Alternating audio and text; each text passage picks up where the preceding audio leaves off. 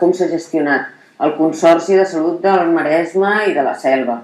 El cas de Ramon Bagó, que va destapar el Cafè amb llet, la revista aquella gironina, que parla de si es van adjudicar a dit a l'empresa CERS.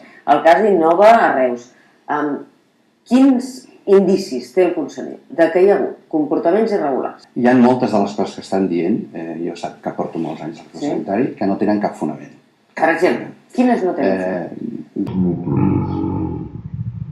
Deixi'm que m'ho reservi per la comissió. Jo vindré després de la comissió. La gent ens diu, per què no els hi pregunteu? Sí que els hi preguntem. No, però primer tinc que respondre a la comissió, no respondré primer aquí, no? Però hi ha moltes coses que no tenen fonament des del punt de vista, ni les responsabilitats estan allà on es diuen que són les responsabilitats. El Departament de Salut té les responsabilitats que té, el servei té les que té, i els actors del sistema tenen les que tenen. Per tant, es confonen institucions com si fossin de la Generalitat. Per exemple, el Consorci Sanitari i Social de Catalunya no té res a veure amb la Generalitat. Res a veure. Res a veure.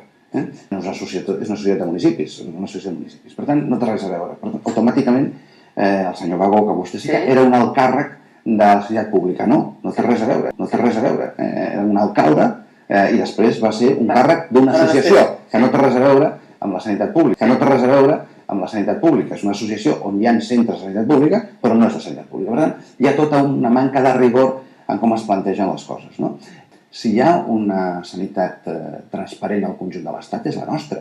És la nostra. Tothom pot accedir a tot. Tothom pot accedir a tot.